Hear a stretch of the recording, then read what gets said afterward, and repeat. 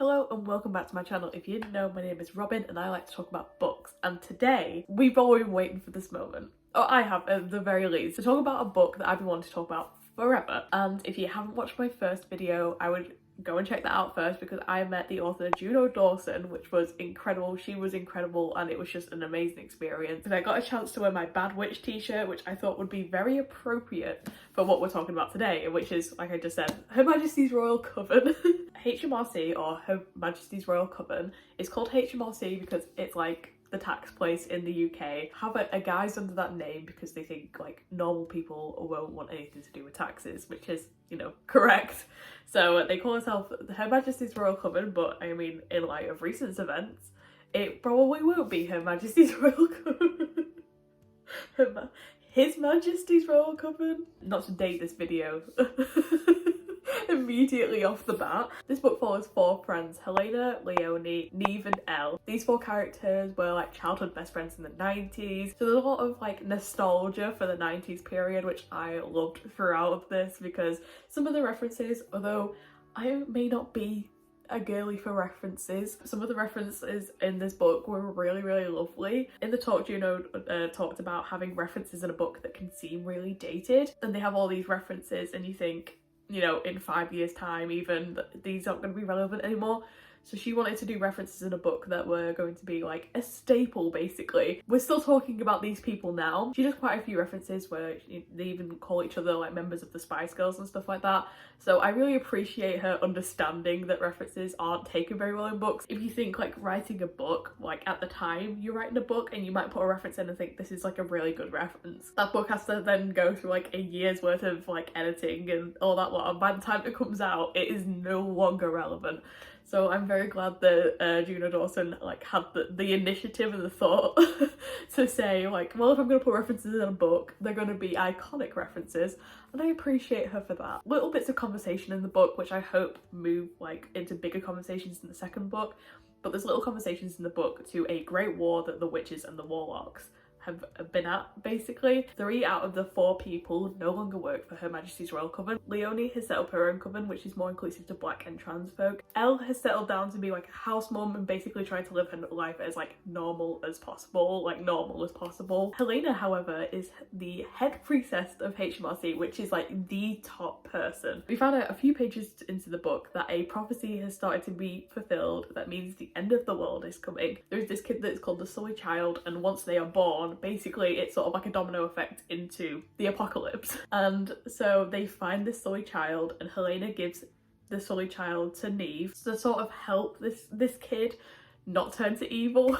Neve ends up becoming very close with this kid, because this kid's very closed off and doesn't speak at all, and then begins to speak telepathically. So all witches can speak telepathically, so this kid begins to speak telepathically to Neve. They start to form this really lovely bond. It's just such a lovely relationship, and the way that Juno Dawson has written it, it's really, I don't say like it's overly emotional, but it's just very lovely and very warming, the interactions that these two have. We soon find out that this kid is called Theo, and not only that, about midway through the book we find out that Theo is trans, so is a trans woman, uses she/her pronouns. Neve doesn't tell Helena because Helena is like hell-bent on like almost, I don't know, like just torturing this kid. So Neve talks to Leonie, who, like I said before, has her own group dedicated to black and trans individuals. She comes in with a lot of helpful information. She also brings in like a trans witch with her and lets Theo talk to this trans witch, and it's just incredible. I love that scene so much. It's just really lovely. I really loved Leonie as a character. I want to say the downside to Leonie's character is we get 0 time with her. Well, it feels like 0 time. We get a lot of time with her towards the end, and Leonie's,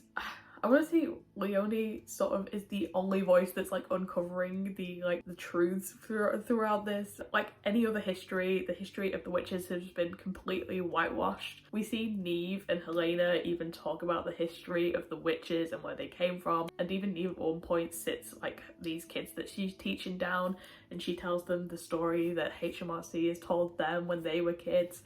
And it basically says that like Anne Boleyn was like the first witch, and she put everyone in power, and this and this.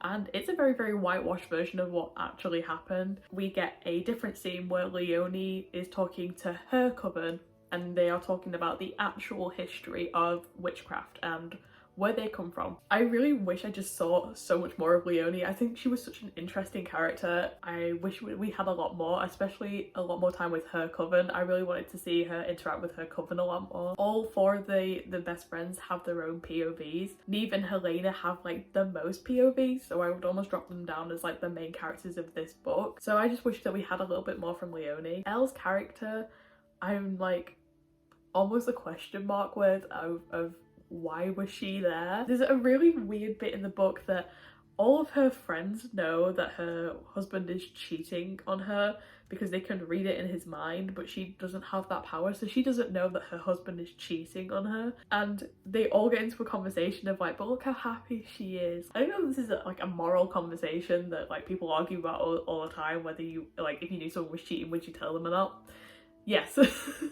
I just think it's so mean of them that they never tell Elle that her husband is cheating. She's just sort of very oblivious to it. I just wish she had brought a bit more to the story. Like, I don't think her character was like as well-rounded as everybody else, but I don't know if that's because she didn't have as many point of views as other characters.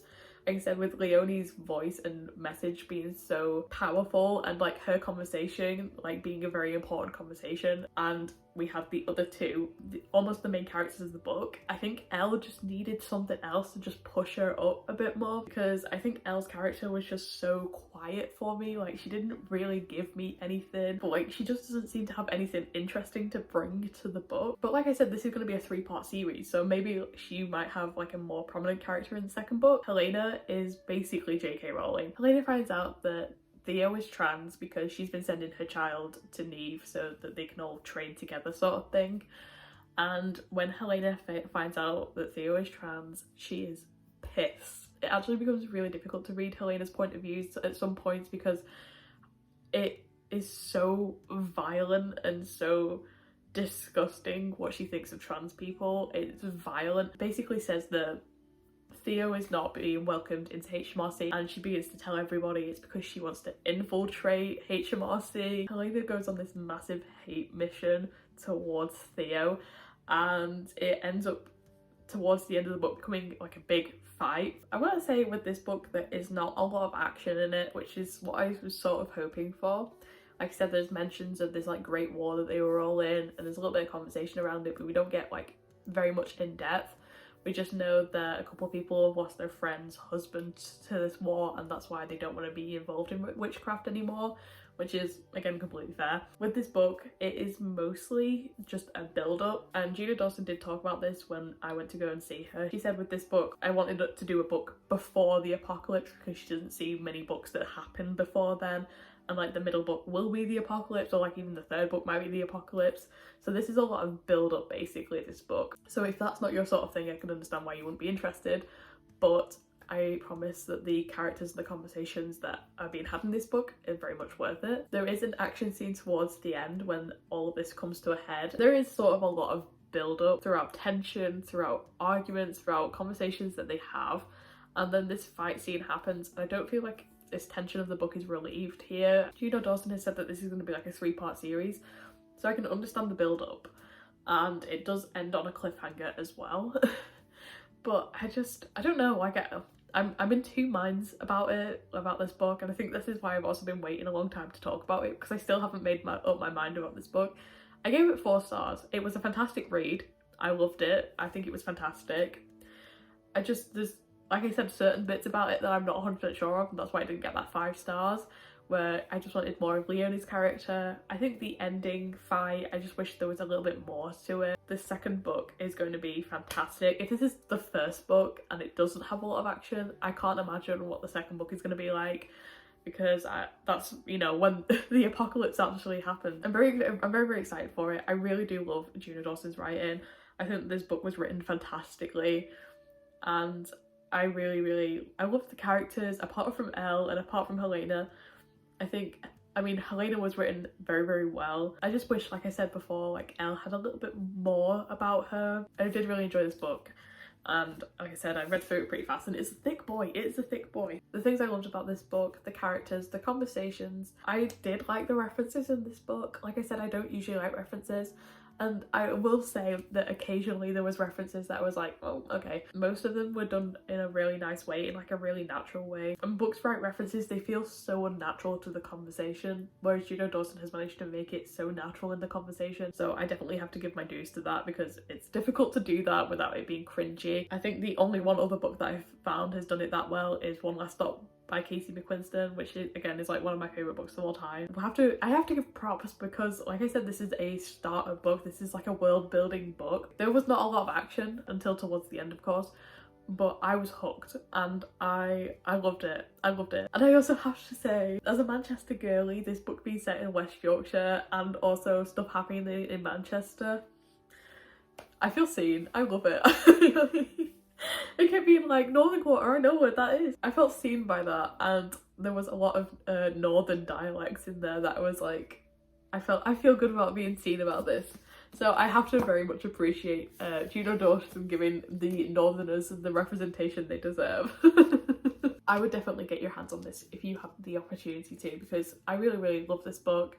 And I love the writing. I love this book. I did. And I know I gave it 4 stars, but I think it was between 4 or 5 stars. There was just some little bits that didn't push it into being like a perfect book. So yeah. Thank you so much for watching this review. If you like this video, then like, comment, subscribe, all that good YouTube stuff, and I shall see you on the other side.